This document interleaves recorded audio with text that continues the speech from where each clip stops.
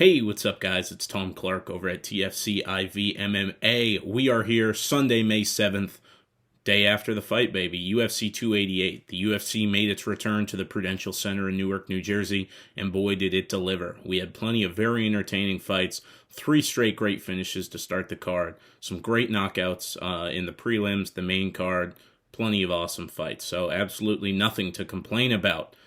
Great day out, sunny. I'm happy. Wearing green because my Celtics are playing today, and I cannot wait to break down this card for you.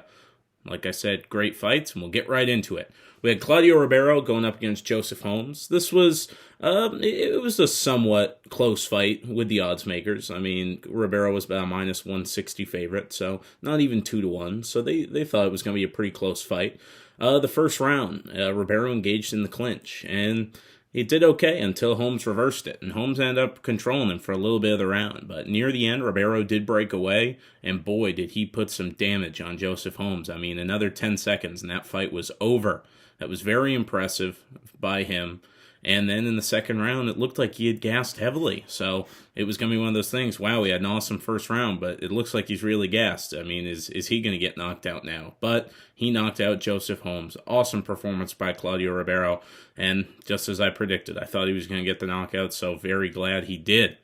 After that, we go back with the middleweight division. We had Ikram Alaskarov going up against Phil Hawes. And this was a fight where Ikram was really getting tossed to the wolves for his first fight in the promotion.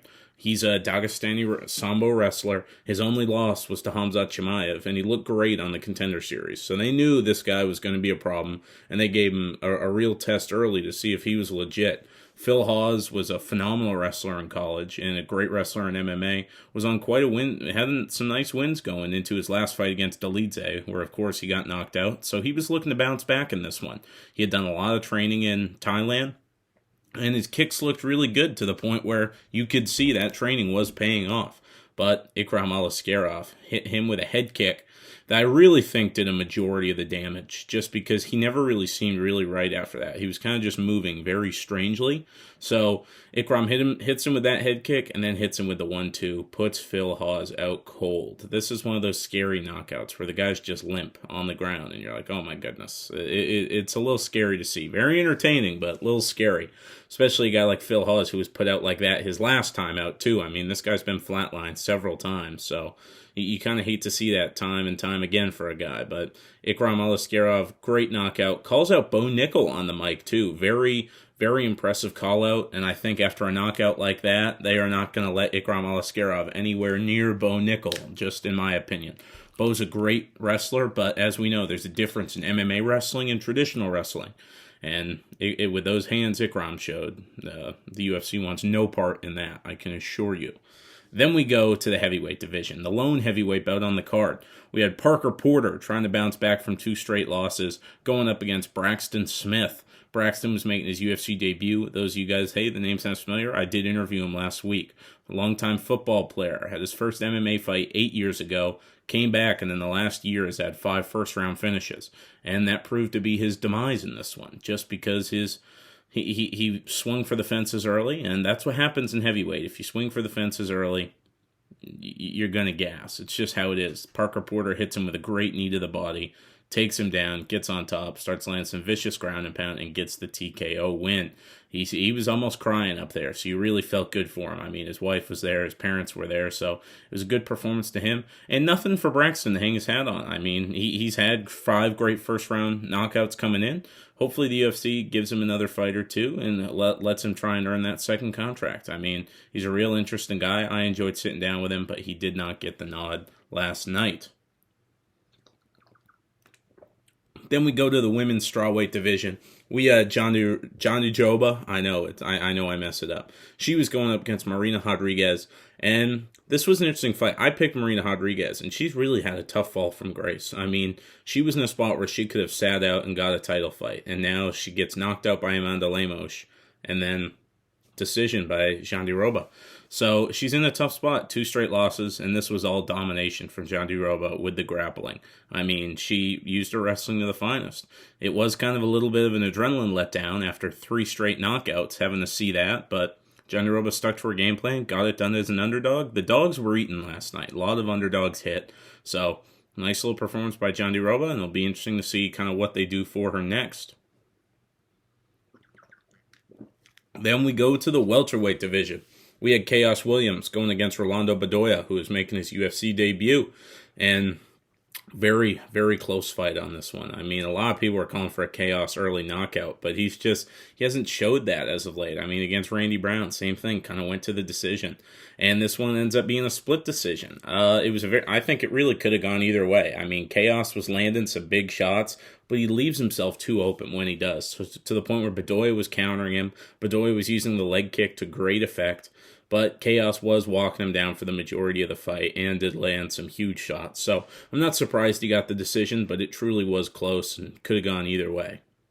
Then we go to middleweight, and this was one of the most fun fights of the night. I mean, that first round was wild.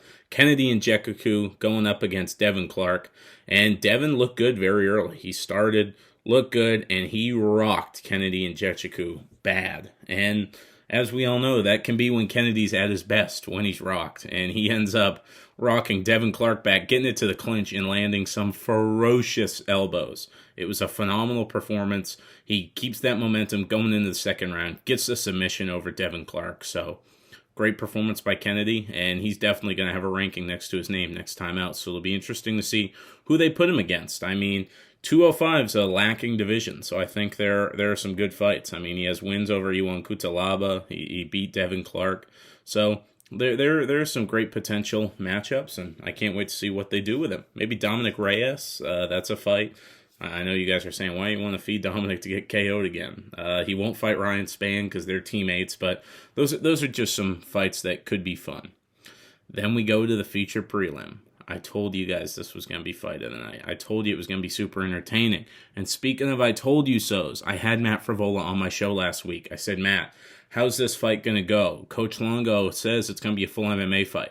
And Matt said in the interview, this is the same as when I fought the last guy. Everyone said, this guy's a knockout guy. Are you going to use your wrestling? Guess what? I didn't have to. I knocked him out. And he did the same damn thing to Drew Dober last night. I mean, also when we talked, he said, I'm going to finish Drew Dober by any means necessary. And he hit Drew Dober with a counter punch and put him out. I mean, Drew Dober still defended himself on the feet and kind of protested the stoppage, but he was very hurt.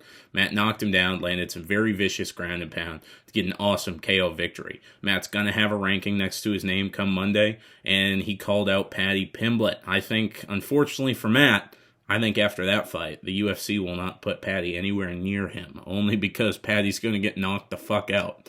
Just the reality of it. I mean, Frivola has great wrestling, so I don't think Paddy could out-wrestle him, and Matt will knock him out within a round if they fight. So now 3 straight first-round knockouts from Matt Frivola. I think if you look at his last 3 fights, he has maybe 6 minutes of octagon time. I mean, he does not get paid by the hour. He gets paid by the performance, and he got another $50,000 bonus for last night. So very excited to see that from my man, Matt the Steamroller Frivola. Hoping to have him on the show again to kind of break down the win and talk about possibly the Paddy fight. So keep your eyes out for that, and hopefully we can get it done.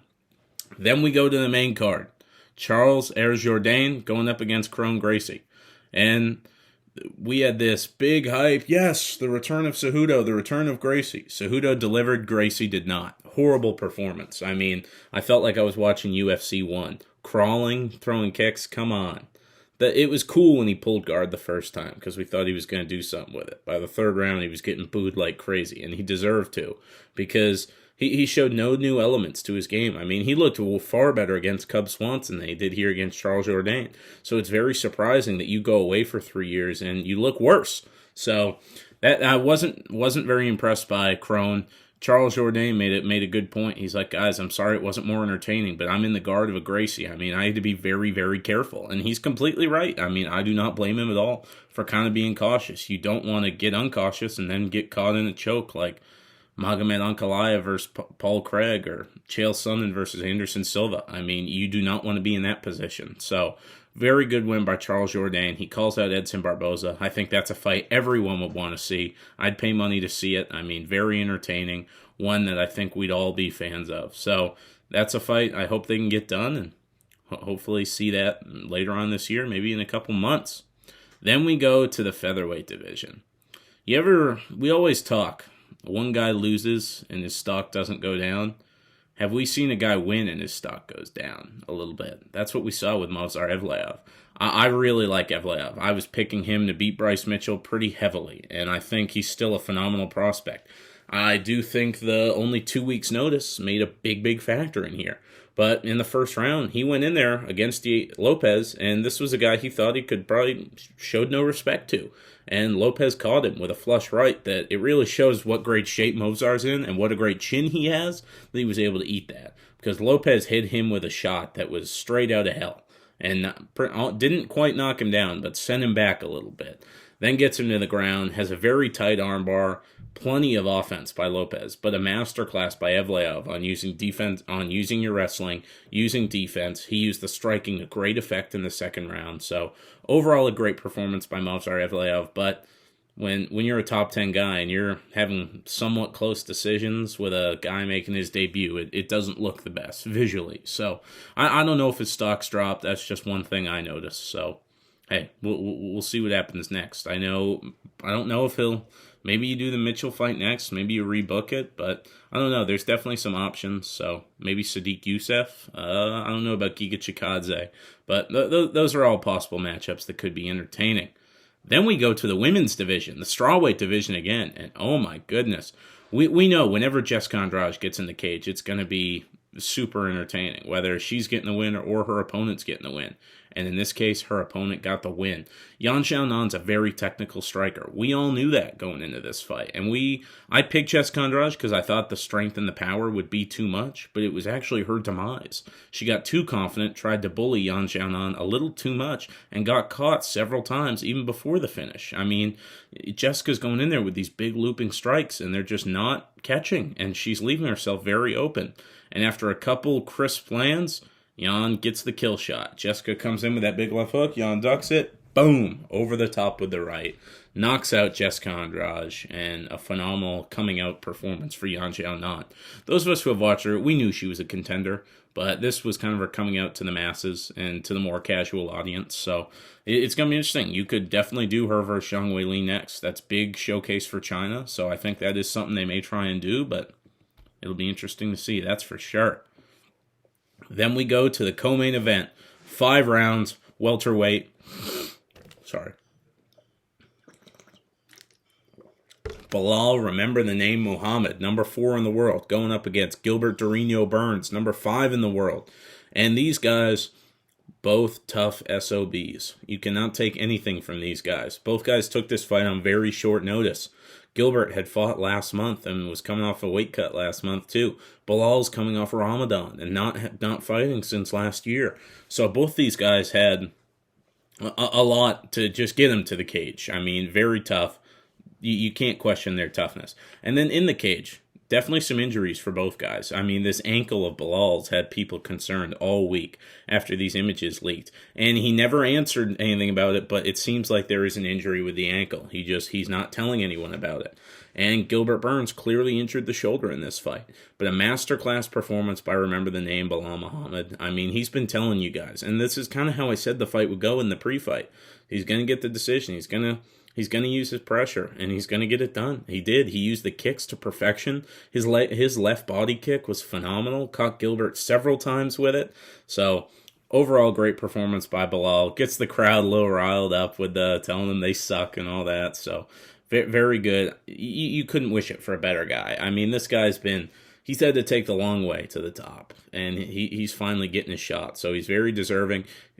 He's definitely more deserving than Colby Covington. I mean, we're at the point, like I said on another show last week, that Colby has to have some dirt on Dana White at this point because there's no justifiable reason for him to get a title shot. So it's interesting. Let's see what happens. But Belal Muhammad, his next fight will be for a title. Let's see if it's Colby Covington or Leon Edwards. But either way, it's going to be good. Then we go down to the main event. Aljamain Sterling makes his somewhat homecoming against Henry Cejudo, Newark, New Jersey. This is pretty much the closest home Aljo could fight. I know there's some medical issues that stop him from fighting in New York. So what we thought would be a homecoming, the crowd kind of surprised me. It seemed almost like a pro Cejudo crowd, which kind of caught me off guard. Only because I know Cejudo's popular, but Aljamain's the hometown guy, and all week at the press conferences, all that, he's been getting a majority of the cheers, but not last night. But it was a great 5-round battle, very strategic. Both guys kind of negated the grappling of the other. Both guys landed takedowns at different times, but the opponents didn't let him do much with it. I mean, Aljo almost got the back a couple times, but good defense by Henry. And the striking was great. I mean, both guys. Henry pressured, did well. Aljamain did his thing. He cuts corners, he gets out, and he funks on you. He's called the Funk Master for a reason. It is a style that cannot be mimicked. He goes out there. You can't really catch him. He's always circling. He's always doing this. He's landing great calf kicks. I mean, Henry's lead leg was very beat up. Aljamain did a great job with the calf kicks. So, phenomenal performance by him. It did go to a split decision. I know there was some contest that one judge gave Aljamain round 5. I do not think Aljo won round 5, but I think the right man got the nod. I think his name was Arik Cologne, was one of the judges, and his scorecard was the one I agree with. 1-2 for Aljo. Personally, I think that's the right card. Very impressive performance, though. Cannot take anything away from either of these guys. I mean, everyone hates on Aljo. He just beat Henry Cejudo. A lot of people said, Cejudo's come off 3 years off. He proved he's still on top. So it's going to be very good to see what's next for both these guys. Does Henry Cejudo retire? Aljamain Sterling, we know what's next for him. He's going to be fighting Sugar Sean O'Malley, most likely in Boston in August. And then he's planning to go up to 145. I do think Aljo is a nightmare matchup for Sugar Sean. I mean, I think there's a reason. Aljo kept saying, you declined this fight. You declined this fight. You wanted Henry to come back. I think he declined the fight because he knew he needs to work on his grappling. His grappling is going to be nowhere near Aljamain Sterling's level. So I do think Aljamain Sterling probably wins that fight with ease.